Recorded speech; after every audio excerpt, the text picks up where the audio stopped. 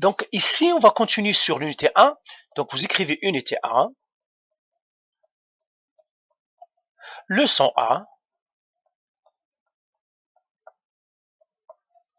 1. Ici, vous écrivez la date et vous écrivez l'heure.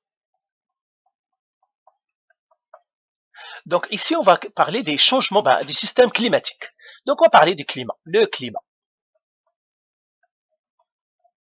Le climat. Tout simplement, on va parler du climat. Alors, introduction, c'est quoi le climat? Grand 1, le climat. On va faire introduction. C'est quoi le climat? Et c'est quoi l'étude climatique? Donc, on va faire ici introduction. Alors l'étude des systèmes climatiques est en fait l'étude des transferts de chaleur. En fait, pourquoi nous avons un climat? Eh bien, tout simplement parce qu'il y a un transfert de chaleur. Par exemple, quand on a froid, c'est tout simplement parce qu'il y a de la chaleur qui a disparu. Quand on a chaud, c'est parce qu'il y a beaucoup de chaleur qui est revenue, etc. Donc, chez vous, par exemple, en allumant et en éteignant, par exemple, le climatiseur et puis le chauffage, en fait, vous changez votre climat en quelque sorte. Donc, on va l'écrire ici, l'étude du climat, l'étude du climat,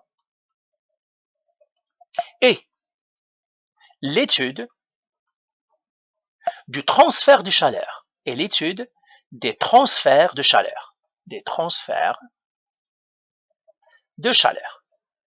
Donc, c'est la chaleur qui est transférée d'un milieu à un autre, d'un élément à un autre, etc. Donc, c'est ça le climat, c'est l'étude du transfert de chaleur. Mais qu'est-ce qui caractérise le climat? En fait, le climat, l'évolution du climat, ou qu'on veut étudier les paramètres du climat, c'est la température et les précipitations. Alors, on va l'écrire. Les paramètres, ou bien les paramètres du climat, ce qu'on doit surveiller, les paramètres du climat, en fait, on dira les grandeurs, mais j'écrirai les paramètres du climat sont la température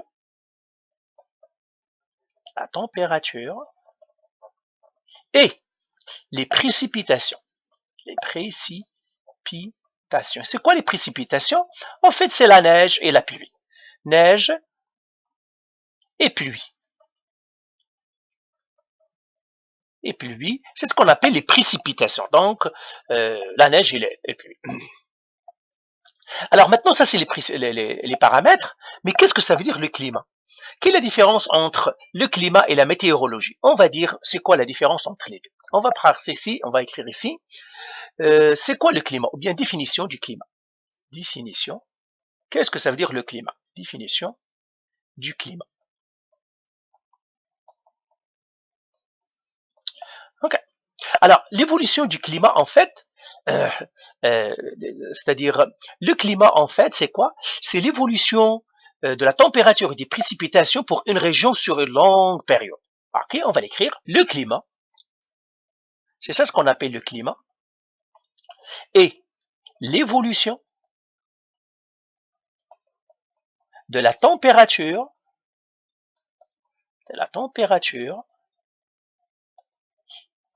et des précipitations.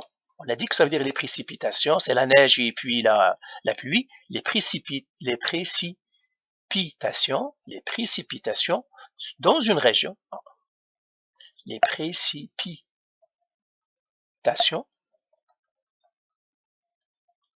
Donc, c'est l'évolution de la température des précipitations pour une région. Pour une région. Pour une région. Dont on fait la moyenne. Dont on fait la moyenne sur plusieurs années, hein, sur une longue période, sur plusieurs années. Donc, qu'est-ce qu'on fait? Eh bien, le climat, c'est tout simplement, on fait sur une longue période d'années, on fait les moyennes. Je vous donne un exemple. Alors, disons, ça c'est le climat, on va définir un autre terme, et puis on va comprendre qu'est-ce que ça veut dire.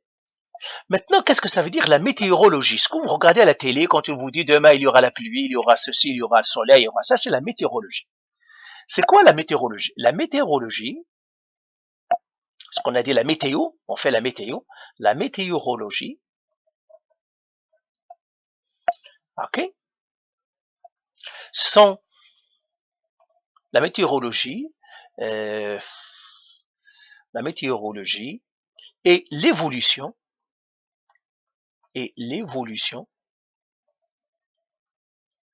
euh, quotidienne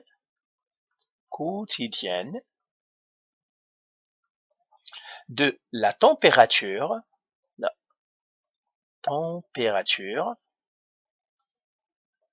et les précipitations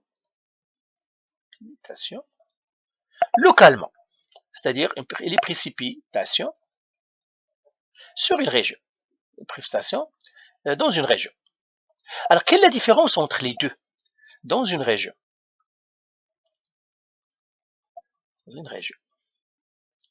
Alors, quelle est la différence entre les deux?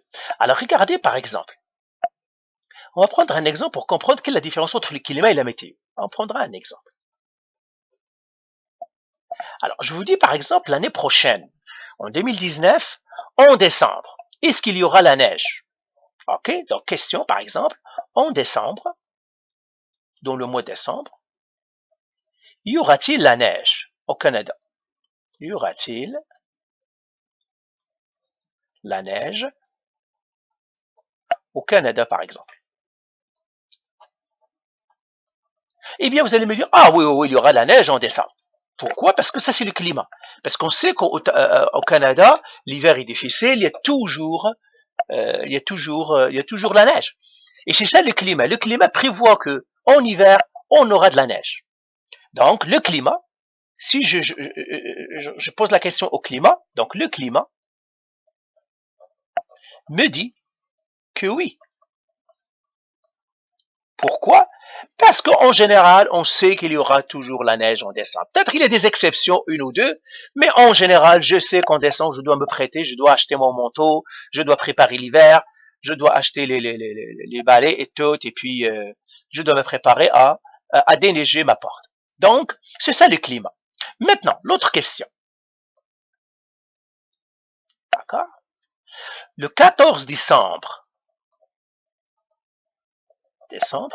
y aura-t-il la neige? Y aura-t-il, par exemple, la neige? Alors là, on ne peut pas savoir.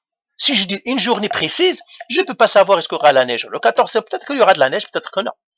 Donc ça, c'est le climat, par exemple, ne peut pas répondre à ça. Et qui va répondre à ça? C'est la météo qui essaie de répondre à ça. Donc une question précise, c'est la météo.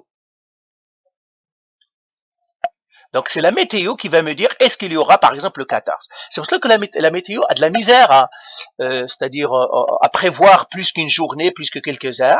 Pourquoi? Parce que c'est très difficile de prévoir le climat, la météo par exemple sur une longue période.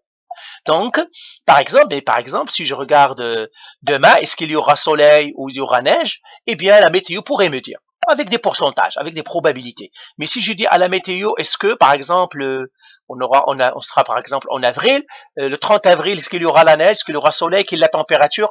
La météo sera aussi incapable de me répondre. Donc, les prévisions climatiques sont plus faciles. Donc, je peux prévoir, par exemple, que l'année prochaine, on aura la neige, qu'il y aura, en été, il y aura peut-être le soleil. On peut prévoir. Mais la météo est difficile à prévoir. On va l'écrire. On va écrire. Les prévisions climatiques sont faciles. Les prévisions climatiques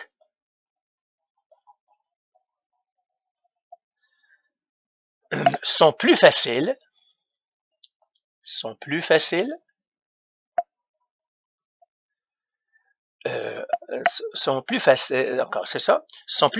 à établir, sont plus faciles à prévoir. Donc, alors attendez, donc les prévisions climatiques sont plus faciles à prévoir. C'est ça. Parce qu'elles dépendent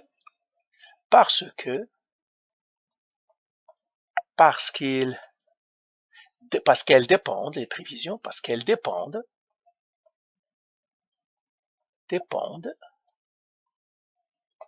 de forces importantes de force importante qui se déploie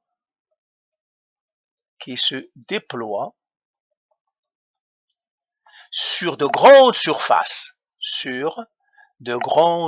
Et ces forces importantes sont prévisibles, on peut les calculer, c'est-à-dire la physique pourra nous donner sur de grandes surfaces,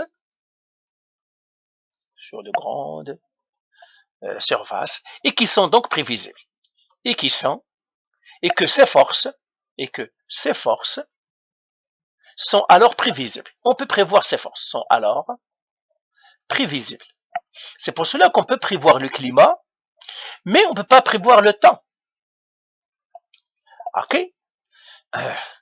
Alors, il est plus difficile, on va l'écrire, il est plus difficile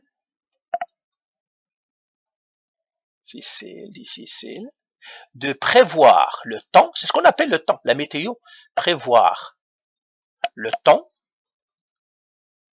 ça veut dire la météo, prévoir le temps, car elle dépend à des petites forces, à des forces qui sont aléatoires, hein, donc prévoir le temps, c'est-à-dire le temps qu'il fera, donc de prévoir le temps, car le temps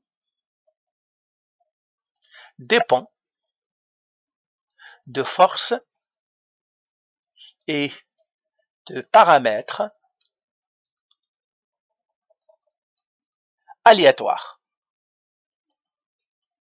Ok, ça dépend de paramètres aléatoires et par suite on ne peut pas les prévoir. C'est pour cela qu'on peut prévoir c'est-à-dire des petites périodes, parce que quand même on peut connaître ces petites forces-là, mais sur une langue on ne peut pas savoir ces forces-là. Alors, le bureau de la météo ne peut prévoir le temps qu'il fera un jour déterminé. Donc, le bureau de la météo ne peut prévoir le temps qu'il fera, par exemple, le 15 juillet prochain.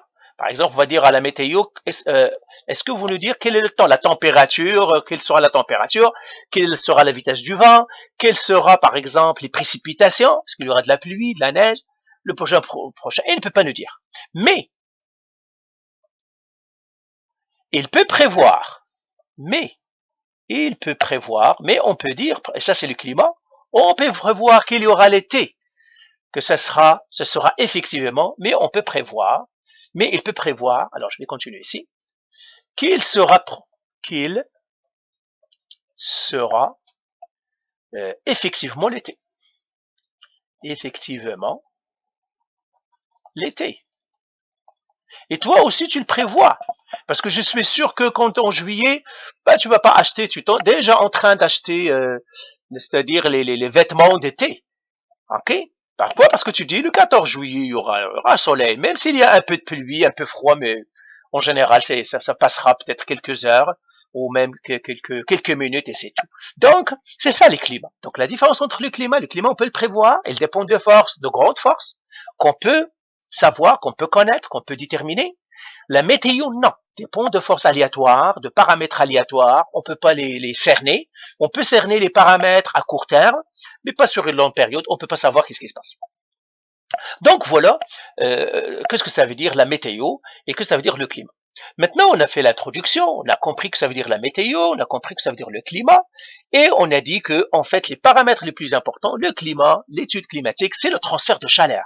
C'est la chaleur qui fait tout, c'est ce transfert-là. Ok, alors,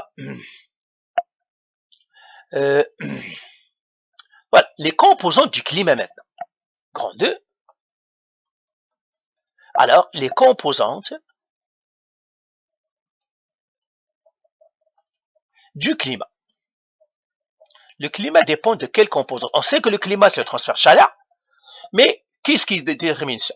Alors, les trois principales composantes qui interagissent pour assurer la régulation de notre climat sont, alors il y a trois paramètres. Donc, alors on va les écrire ici. Les composantes du climat. Alors, je vais les écrire ici. Alors, il y a trois principales composantes. Il y a 3 principales composantes. Il y a 3 principales composantes qui interagissent, ou bien qui déterminent le climat. Je vais pas faire. Qui détermine le climat? Ils interagissent entre eux. Qui détermine le climat? Qui détermine le climat? Alors, c'est quoi ces 3-là? Eh bien, il y a l'énergie solaire. Donc, on va faire 1, le soleil. Ou bien l'énergie solaire. Le soleil est très important. S'il n'y a pas de solaire, il n'y aura pas de climat. L'énergie du soleil. Et on va voir pourquoi l'énergie du soleil est importante, parce qu'on a dit que le climat, c'est le transfert de chaleur. D'où va venir cette chaleur-là? Eh bien, du soleil. Le soleil va nous donner de la chaleur, et comment cette chaleur va être distribuée sur le globe, sur la Terre, c'est ça ce qui fait le climat. Donc, la chaleur, c'est le transfert de chaleur. Alors, l'autre ici, il y a l'air, l'atmosphère. Alors, pourquoi? Parce que cette énergie solaire vient en premier au contact de l'air, à l'atmosphère, et puis cette atmosphère-là va être réchauffée, etc. Et puis, il y a l'eau, l'hydrosphère. Donc, ça, c'est l'air. L'eau, c'est l'hydrosphère. L'hydrosphère, c'est l'eau. Les océans, les lacs, les rivières, tout ça, c'est très important. OK? Alors, je vais continuer ici. Je vais effacer tout ce que j'ai ici. Alors, l'énergie du soleil, ben, elle réchauffe, il vient du soleil, elle réchauffe la terre, elle réchauffe tout. Donc, c'est ce que je vais écrire ici. Alors, donnez-moi un moment. Ça. Alors, l'énergie du soleil est absorbée par l'air, l'eau et le sol. Donc, l'énergie du soleil est absorbée par l'air, l'eau et le sol, puis converti en chaleur, en chaleur thermique. OK? Alors, cette énergie maintient la Terre suffisamment chaude pour permettre la survie des êtres. Mais la Terre, voilà. Alors, bien sûr, pour voir sa transformation de chaleur, il suffit, mettez-vous par exemple 5 minutes devant le soleil, qu'est-ce que tu vas voir? Tu vas voir que tes vêtements sont devenus chauds. Qu'est-ce qu'ils ont fait tes vêtements en fait? Eh bien, ils ont pris la chaleur, ils ont pris les rayons du soleil et ils les ont transformés en chaleur. Toi-même, tu deviens chaud. Comment tu es devenu chaud? Eh bien, parce que tu as pris les rayons du soleil, l'énergie solaire, et tu l'as transformé en chaleur. Donc, c'est ce qu'on fait. Hein. Donc, la même chose que pour l'eau, tu mets de l'eau devant le soleil, tu reviens, tu vois, et c'est réchauffé. OK? Ben, les gens qui avaient des linges, qui n'avaient pas les sécheuses et puis tout, comment on chauffait les linges? Ben, tout simplement, on les mettait au soleil. D'accord? Sur des fils, et puis on chauffait, c'est-à-dire on séchait les linges avec les rayons du soleil. Donc, vous voyez que les rayons du soleil, on les transforme. Alors, bien sûr, donc, c'est ça. Donc, l'énergie du soleil qui convertisse la chaleur, puis convertit. Alors, attendez. L'énergie du soleil est absorbée par l'air, l'eau et le soleil et le sol, puis convertie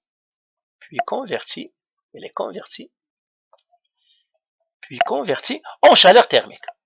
Alors maintenant, si on ne change pas les composantes, d'accord? Si les composantes, les 3 composantes ne changent pas, ça veut dire le soleil ne change pas, c'est-à-dire sa chaleur qu'il nous envoie, il doit les envoyer. Si les 3 composantes ne changent pas, eh bien le climat ne changera pas et on sera prévisible. Si les 3 composantes ne changent pas, alors le climat ne va pas changer, il sera prévisible. Le climat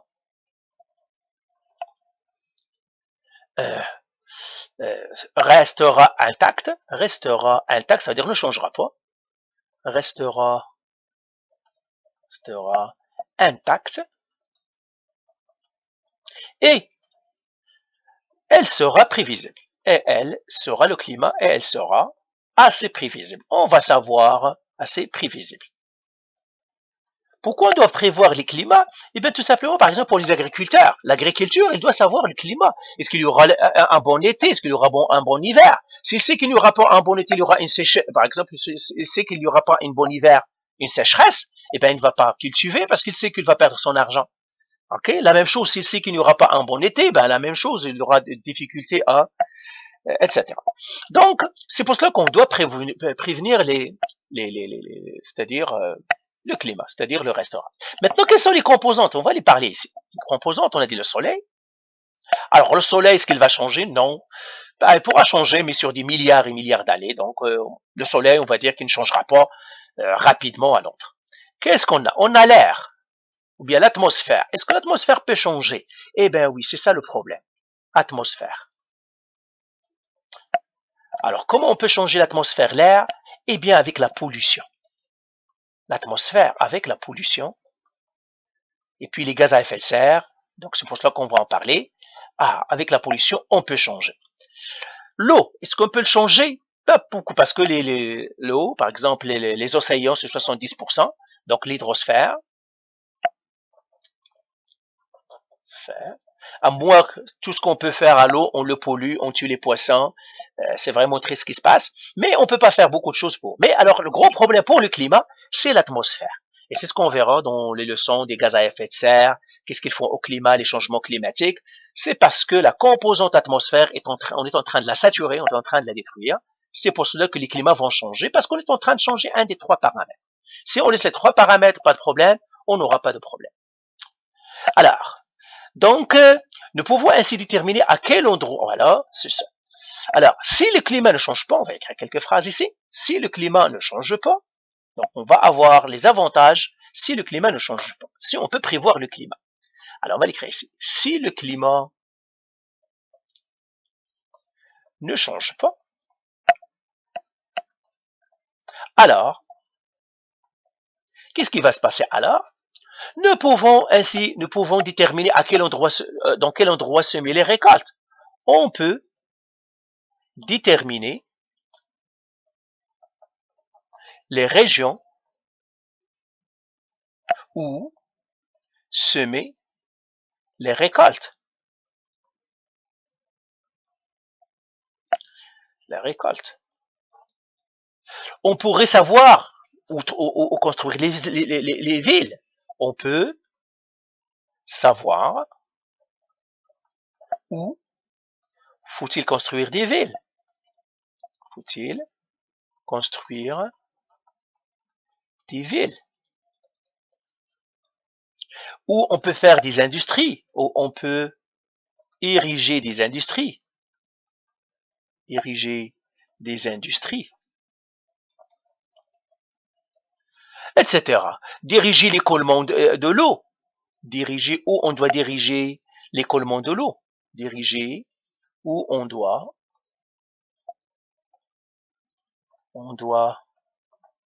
diriger l'écoulement de l'eau. On doit diriger l'écoulement de l'eau. OK? Préserver les écosystèmes. Comment préserver les écosystèmes? On va savoir quels écosystèmes sont menacés. Comment préserver les écosystèmes? Les écosystèmes. Donc, vous voyez, on peut savoir. Mais l'activité humaine est en train de changer la composante. Quelle composante? C'est la composante dont on a parlé, la composante de l'air, de l'atmosphère. On va l'écrire ici. OK. Donc, on va écrire ici, malheureusement, l'activité humaine est en train de transformer transformer l'atmosphère. L'atmosphère, ce qui va mener à des changements climatiques. L'atmosphère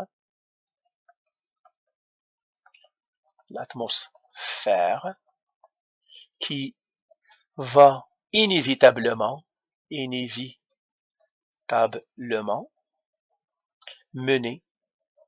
à des changements climatiques, à des changements climatiques.